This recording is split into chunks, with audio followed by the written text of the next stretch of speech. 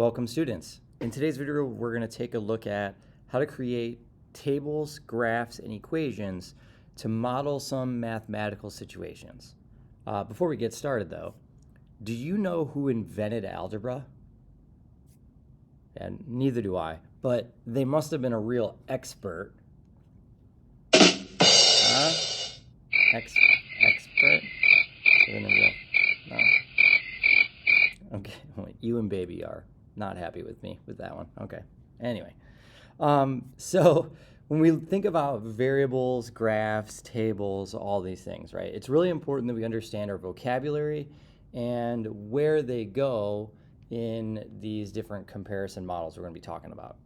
So independent variables are your x values.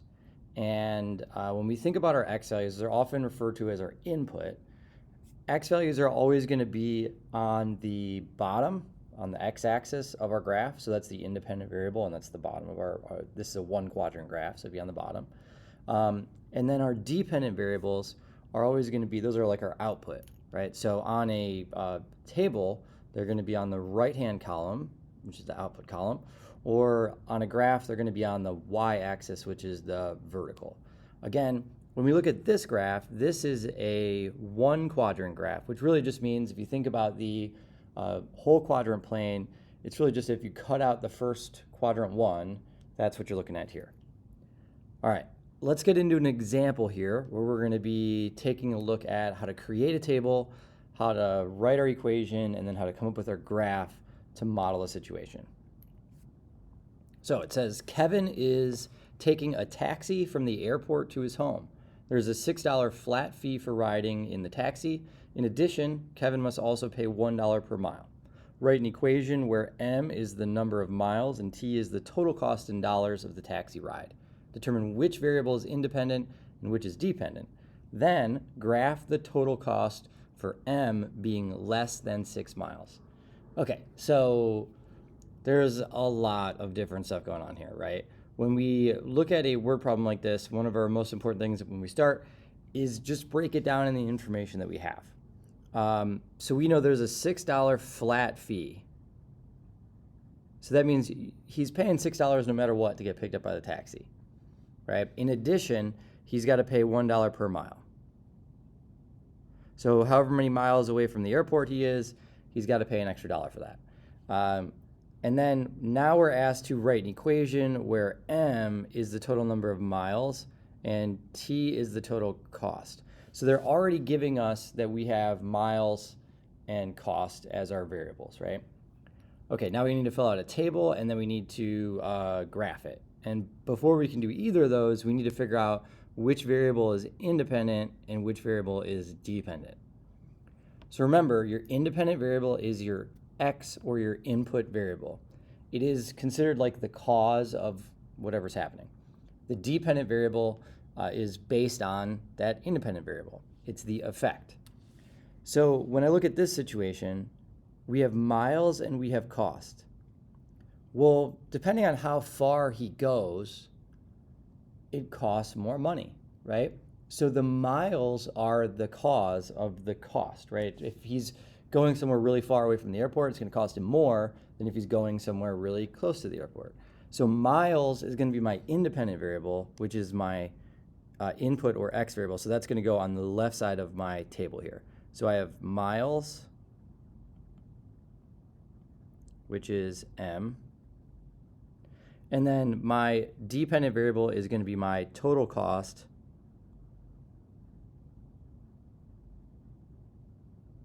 which is t. Okay, and I can go ahead. It's really important when we're creating our graph and our table that we are using labels. Those labels are very, very, very important. So we got to make sure we're doing those every time. So on the bottom here, on the x-axis, and you're going to see I'm going to be going into the orange a little bit, but that's okay. This is going to be miles down here because that's my independent. And then on my y-axis, I'm going to put total cost.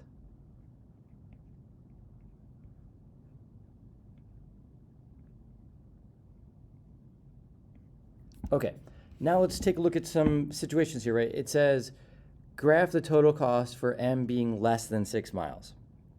So I know 6 is going to be my max here. So if we're 1 mile, 2 miles, 3 miles, 4 miles, and so on, away from the airport. And now if I'm trying to figure out the total cost, well, it's $1 per mile, right? And then I have to add in my $6 flat fee. So if I'm going 1 mile away, well, $1, 1 mile at $1 a mile, right, plus my $6 that it costs for my flat fee gives me a total of $7. Right, and if I do 2 miles at $1 a mile, and then I add in my $6 flat fee, gives me a total cost of $8, right, and so on. So we see that the fee is $1 per mile. So we're really just taking the number of miles and then adding 6, and that's going to give us our total cost. If it were a different cost per mile, like let's say it was $2 per mile or $3 per mile, all you need to do is multiply the miles by whatever that cost per mile was, and then add your 6 at the end. So you can just go ahead and fill these in. Okay, now each one of these data points on our table represents an ordered pair that we can then graph on our equation. So if I look, 1, 7. These are my x values, these are my y values. When we create ordered pairs, it's always going to be x comma y,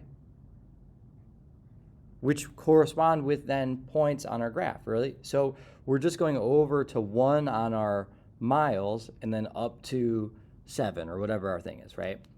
Okay, I want to show you one thing about our graph here. So when I look at a graph like this, I see that I need to get up to 12. So if I count for my y values, I need to get up to 12.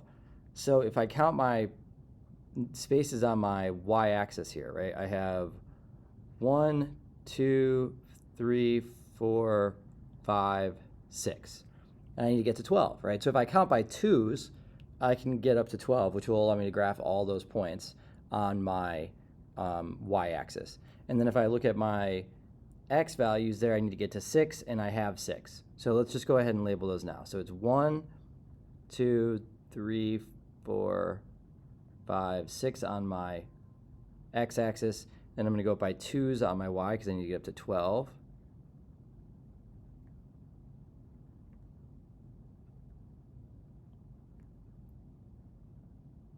Okay, so now I just need to graph these points, right? So over to 1 up to 7. 7 would be directly in between 6 and 8.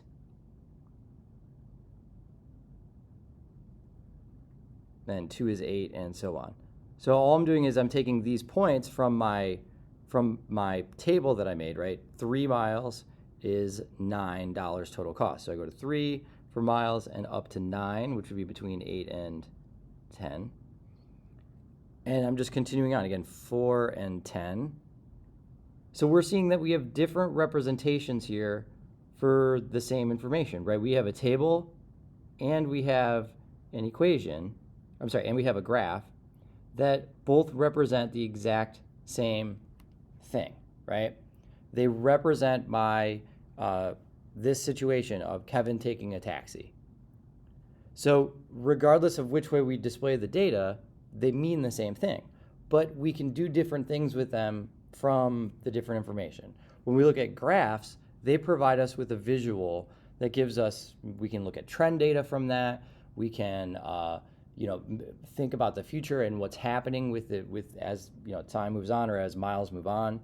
When we look at the table, we have raw data. We have raw data points. Tables are really useful for looking at specific points in that way. They can also help us to write equations. Graphs help us give a little bit more of a visual. All right, let's do our last part here. Let's write an equation that models what's happening here.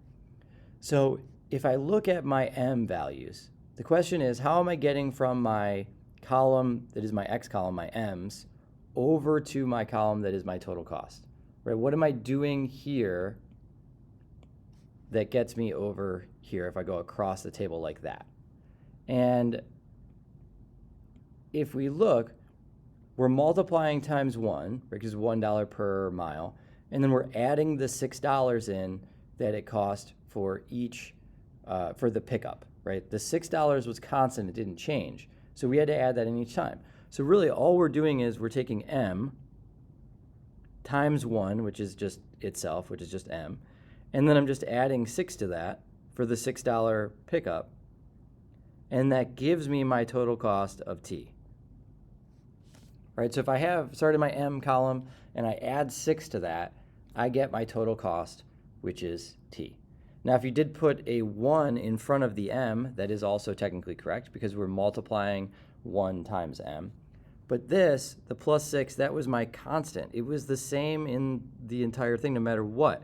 Kevin always had that $6 pickup fee that did not change. So that constant value there was that plus 6 that was not going away. All right, so from our situation here, which was Kevin's taxi ride, we can create a table, we can create a graph, we can create an equation that all just give us different ways of viewing this same information. All right, so just to review, in this video we talked about tables, graphs, and equations. Tables, they're all graphs and equations are different ways of displaying information, different ways of allowing us to view that data so that we can understand it in a different way. Tables allow us to interact with raw data points. Graphs display trends and give us that numerical relationship. And then equations can be used to answer questions about situations for the future. All right, thank you very much for watching. I appreciate it. Make sure you hit that subscribe button at the bottom and have a great day.